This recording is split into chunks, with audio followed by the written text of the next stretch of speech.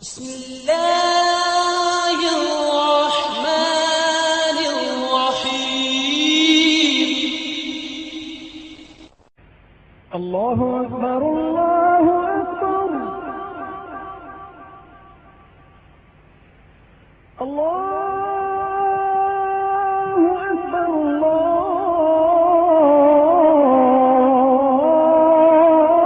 الله أكبر ஆமீன் அஜ்மாயின். அம்மா பாத். புண்ணியத்திற்குரிய பெரியவர்களே, சகோதரர்களே, அல்லாஹ்வுடைய அருள் கிருபையினால் புனித ரமலான் மாதத்தில் பகல் நாட்களில் நோன்பு வைக்கவும் இரவு நேரங்களில் நின்று வணங்கவும் அல்லாஹ் நம் யாவருக்கும் தௌஃபீக் செய்தான். அல்லாஹ் நம்முடைய நோன்புகளையும் இரவு வணக்கங்களையும் தான தர்மங்களையும் ஏனைய விவாதங்களையும் தன் அருள் கொண்டு அங்கீகரித்துக் கொள்வானாக. நம்மில் ஏற்படக்கூடிய குறைகள், குற்றங்கள், பிழைகள், கவனக்குறைவுகள், மறதிகள், பாவங்கள் அனைத்தையும் அல்லாஹ் மறைத்து மன்னித்து கொள்வானாக. காலமெல்லாம் அல்லாஹ்வுடைய அவர் திருத்தூதருடைய பொருத்தம் பெற்று வாழ்வதற்குண்டான வழிவகைகளை அல்லாஹ் நம் யாவருக்கும் இலகுவாக்கி தருவானாக. ஆமீன். கண்ணியத்திற்குரியவர்களே, அனுதினமும் ஓதப்படக்கூடிய குர்ஆனுடைய வசனங்களில் நம் சிந்தனைக்கு ஒரு சில வசனங்களை நாம் பார்த்து வருகிறோம். இந்த அடிப்படையில் இன்று சூரத்துல் நூர் ஓதி நிறைவு செய்யப்பட்டது. அதனைத் தொடர்ந்து சூரத்துல் ஃபுர்கான் ஓதி நிறைவு செய்யப்பட்டது. அதனைத் தொடர்ந்து சூரத்துல் ஷுஆரா, இந்த 3 அத்தியாயங்கள் நிறைவு செய்யப்பட்டிருக்கின்றன. அல்லாஹ் தஆலா இந்த 3 அத்தியாயங்களிலும் நிறைய படிப்பினைகளை, பாடங்களை நமக்கு சொல்லித் தருகிறார். அதிலும் சூரத்துல் நூர், அது இந்த சமுதாய பெண் மக்கள் கற்றுக்கொள்ள வேண்டிய அவசியமான, அத்தியாவசியமான ஒரு சூரா என்பதை பெருமானார் ஸல்லல்லாஹு அலைஹி வஸல்லம் வலியுறுத்தி சொன்னார். காரணம், சூரத்துல் நூரில் நிறைய ஒழுக்க விஷயங்கள், மாண்புகள் சொல்லப்பட்டிருக்கிறது. ஒரு வீட்டிற்கு நுழைய வேண்டும் என்று சொன்னால் அதற்குண்டான ஒழுக்க நெறிகள் என்ன? அனுமதி கேட்பது, சலாம் சொல்வது, இப்படியாக ஒரு வீட்டிற்கு நுழையக்கூடிய நிலையில் நம்முடைய செயல்பாடுகள் எப்படி இருக்க வேண்டும் என்பதை இந்த சூரத்துல் நூர் அத்தியாயம் கற்றுக் கொடுக்கிறது. அதுபோல பத்தினித்தனமான ஆண்கள், பெண்கள், இவர்கள் மீது இட்டுக்கட்டி சொல்வதனால், இட்டுக்கட்டி அவதூறு பரப்புவதனால் என்ன தண்டனை என்பதையும் குர்ஆன் சொல்லி காட்டுகிறது. நேற்று ஓதப்பட்ட சூரத்துல் நூரில் வல்லதீன யர்மூன முஹ்ஸனாத்தி ثم لم يأتوا بأربعة شهداء, பத்தினித்தனமான ஒரு ஆண் அல்லது ஒரு பெண் மீது யார் ஒருவர் அவதூறாக இட்டுக்கட்டி சொல்கிறார், அவர் சொன்ன விஷயத்திற்கு எந்த சாட்சியும் அவர்கிட்ட இல்லை அப்படின்னு சொன்னா அவருக்கு பதிலிதோறும் சமானின ஜல்தத்தம், அவருக்கு 80 கசையை கொடுங்கன்னு மார்க்கம் சொல்லுது. அந்த அளவுக்கு ஒரு முஃமினுடைய மான மரியாதை உயிரை விட மிக மேலானது என்பதை பெருமானார் ஸல்லல்லாஹு அலைஹி வஸல்லம் வலியுறுத்துகிறார். சொல்லி காட்டுவார்கள் தன்னுடைய இதயத்தினுடைய பேருரையின் போது, ஒரு முஃமினுடைய உயிர், அவருடைய இரத்தம், அவருடைய மான மரியாதை அது மிக உயர்வானது, கண்ணியமானது என்று சொல்வார்கள். சொன்னார்கள், நான் மேலாஜ் பயணத்தில் சென்றிருக்கும் பொழுது ஒரு சில கூட்டத்தினர்களை பார்த்தேன். அவர்களுடைய விரல்களில் நகங்கள், செம்பொரால் ஆன நகங்கள் இருந்தன. அந்த நகங்களினால் தன்னுடைய முகங்களையும் மேனிகளையும் கிழித்து கொதறிக் கொண்டிருந்தார்கள். இவர்கள் யார் என்று கேட்கும் பொழுது மலக்குமார்கள் சொன்னார்கள், இவர்கள் யஅக்குலூன லுஹூம் அன்னாஸ், மக்களுடைய சதைகளை தின்றவர்கள். அவர்களுடைய வயதான அகராதி, அவர்களுடைய மான மரியாதைகளில் விளையாடியவர்கள் என்று சொன்னார்.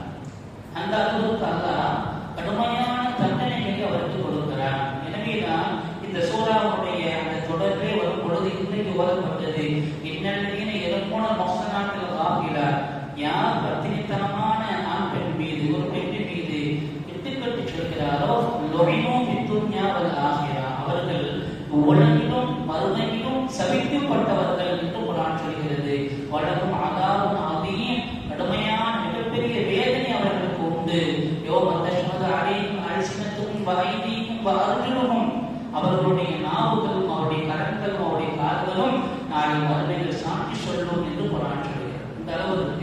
ஒரு முஃமினுடைய மானம் மரியாதை விஷயத்தில் மிகுந்த கவனத்தோடு நாம் செயல்பட வேண்டும் என்பதை இந்த வசனத்தினுடைய நிலைகள் நமக்கு சொல்லித் தருகிறது.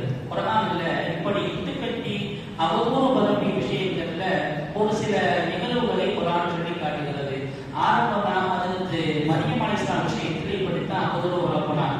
அவங்க குழந்தை பெற்று வந்த உடனே உங்களுடைய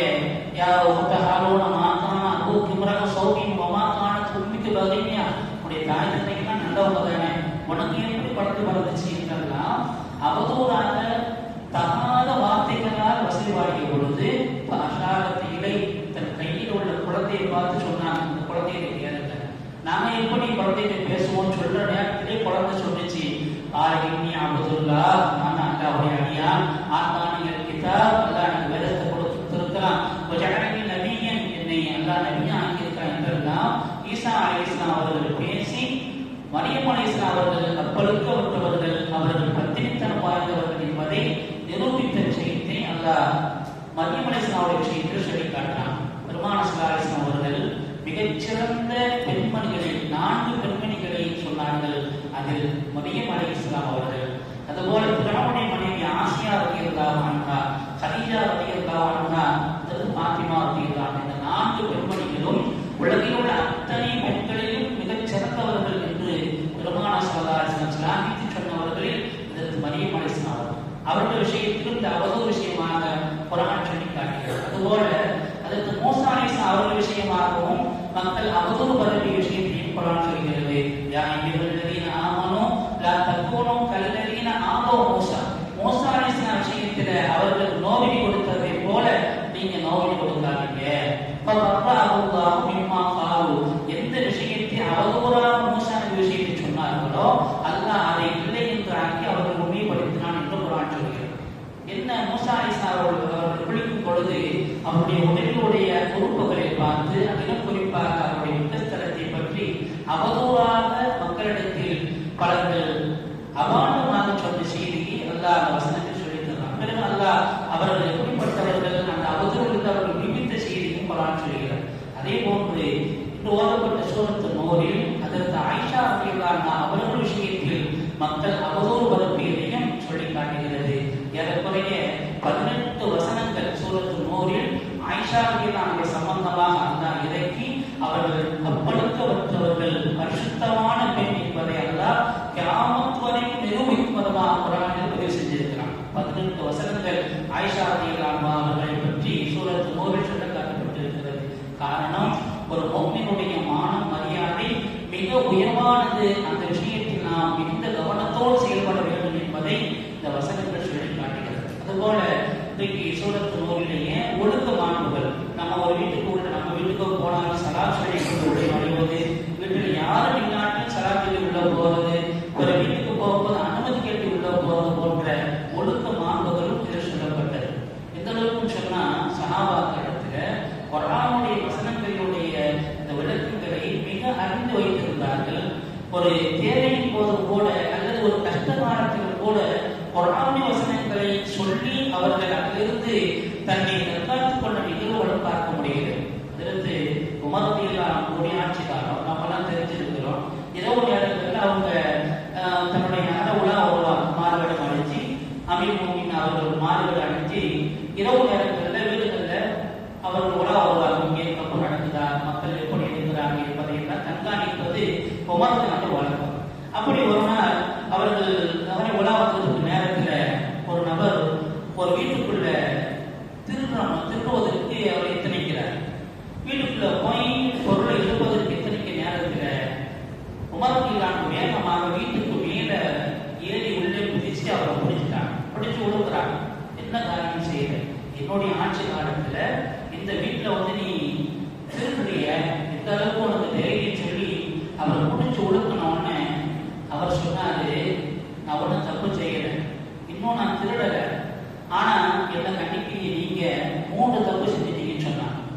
நான் என்ன 3 தப்பு செஞ்சேன், திருட வந்த உன்னை தடுத்தது தப்பா என்று உமருக்கு நான் கேட்கும் பொழுது அவர் சொன்னாரு, அல்லாஹ் தஆலா குர்ஆனில் சொல்லும் பொழுது, லா ததகுலு புயூத்தன் கைர புயூத்திக்கும் ஹத்தா தஸ்தக்னிசு வ துஸல்லிமு அலா அஹ்லிஹா. வீடு எல்லாம் யார் வீட்டுக்குள்ள நீங்க போறதா இருந்தாலும்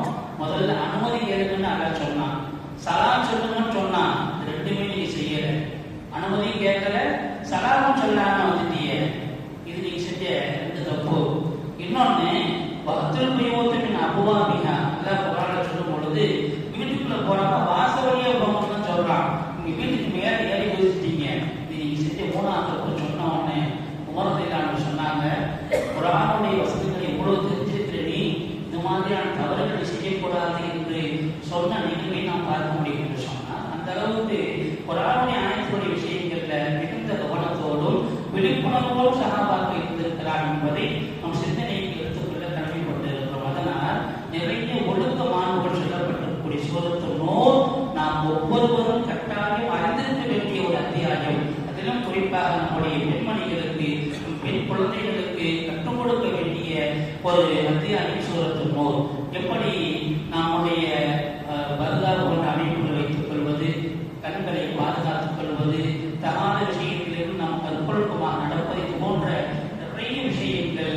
அதுபோல வீடுகளில் பெண்கள் இருக்கும் பொழுது அனுமதி கேட்டுக்கொண்டு சிறுவர்கள் வருவது, எந்தெந்த நேரங்களில் அவர்கள் உள்ளே வரலாம் என்பது போன்ற விஷயங்கள் எல்லாம் சூரத்து நூறில் அல்லாஹ் அந்த ஒழுக்க மாண்புகளை சொல்லி தந்திருக்கிறார். அவைகளை நாம் கட்டாயம் அறிந்திருக்க வேண்டிய விஷயம். அந்த அத்தியாயம் நாம் அறியப்பட வேண்டிய, அறிந்து கொள்ள வேண்டிய அத்தியாயம் என்பதையும் நாம் கவனத்தில் கொள்ள கடமைப்பட்டிருக்கிறோம். எனவேதான் அல்லாஹ் தஆலா இந்த மாதிரியான அவதூறான விஷயங்கள் அல்லது ஒழுக்க மாண்புகளில் நாம் மிகுந்த கவனத்தோடு செயல்பட வேண்டும் என்பதையும் இந்த அத்தியாயங்கள் நமக்கு சொல்லித் தருகிறார். எல்லாம் வாரம் காலமெல்லாம் எந்த ஒழுக்க மாண்புகளை அல்லாஹ் நமக்கு அவருடைய அற்புதமான ஒழுக்கத்தை தருகிறானோ அந்த ஒழுக்க மாண்புகளை கடைபிடிக்கக்கூடிய மாண்பாளர்களாக அல்லாஹ் நம்மையும் நம் சந்ததிகளையும் நம்மை சார்ந்தவர்களையும் ஆக்கிய முடிவானாக. வாழும் காலமெல்லாம் தம் சகோதர முஸ்லிம்களுடைய மான மரியாதைகளில் மிகுந்த கவனத்தோடு செயல்படக்கூடிய நல்ல மக்களாக நம்மை ஆக்கிய முடிவானாக. நம்மை அறிந்தும் அறியாமலும் கூட சில நேரங்களில் ஒரு செய்தி, ஒரு நபரை பற்றி நமக்கு ஒரு செய்தி சொல்லப்படுது என்று சொன்னால் அந்த செய்தியை ஆராயாமல் உண்மைதானா என்று கூட நாம் தெரிந்து கொள்ளாமல் உடனே அதை பலருக்கும் பரப்பக்கூடிய நிலை நம்மிடத்தில் இருக்கிறது. அல்லாஹ் குர்ஆன்ல சொல்றான், உங்கள்ட்ட ஒரு செய்தி ஒரு நபர் ஒரு பாய்வு சொன்னாருன்னா அந்த பையனும் முதல்ல அந்த செய்தி உண்மைதானா என்று தெளிவுபடுத்துறது. அப்ப நீங்க தெளிவு வராம அந்த செய்தியை மக்களுக்கு பரப்பும் பொழுது நீங்க என்ன செய்வீங்க? கடைசியில நிச்சயப்பட்டவர்களா இருப்பீர்கள் என்று அல்லாஹ் சொல்கிறான். அதனால ஒரு செய்தி, ஒரு ஆளை பற்றி ஒரு செய்தி வருதுன்னு சொன்னா முதல்ல அது உண்மைதானா என்பதை நன்கு தெரிஞ்சதுக்கு பின்னால் நம்ம அடுத்தாட்ட சொல்லணும். ஆனா இன்னைக்கு ஒரு செய்தி நமக்கு கிடைச்ச உடனே நம்ம குரூப்ல யாரெல்லாம் இருக்கிறாங்களோ உடனே அதை உடனே பார்வை செய்யக்கூடிய பின்னப்படத்தில் இருக்கிறது அல்லவா? இது மிகப்பெரிய ஒரு பாவமான ஒரு நிலைக்கு நம்மை கொண்டு சென்று விடும். ஒரு முஃமினுடைய மானம் மரியாதை என்பது பெருமானார் காபாவை விட முக்கியமானது என்று வலியுறுத்தி சொன்னதை நாம் கவனித்துக் கொள்ள வேண்டும். எனவே மானம் மரியாதை விஷயத்தில் நாம் மிகுந்த எச்சரிக்கையோடு செயல்பட வேண்டும் என்பதையும் இது நமக்கு உணர்த்தி தருகிறது. அல்லாஹ் அப்படிப்பட்ட நிலைகளில் மானம் மரியாதை விஷயத்தில் கவனத்தோடு இருக்கக்கூடிய நல்ல மாண்பாளர்களாக நம்மை புரிவானாக. வாழும் காரணம்தான் அல்லாஹ்வுடைய திருத்தூதருடைய பொருத்தம் பெற்று வாழ்வதற்குண்டான வழிவகைகளை அல்லாஹ் நம்மை யாவருக்கும் இலகுவாக்கி தருவானாக. உலகளால் உண்டான முஸ்லிம்களுடைய உடைமைகளுக்கும் உயிர்களுக்கும் அல்லாஹ் சிறந்த பாதுகாப்பு நிகழ்வானாக. இருந்து தப்பிக்கக்கூடிய மக்களுக்கு அல்லாஹ் சிறந்த பகரத்தை இவ்வுலகிலும் மறுவுலகிலும் நிறைவாக தந்து புரிவானாக. ஆமீன். بحرمة نبينا محمد صلى الله عليه وسلم بحرمة أنبياء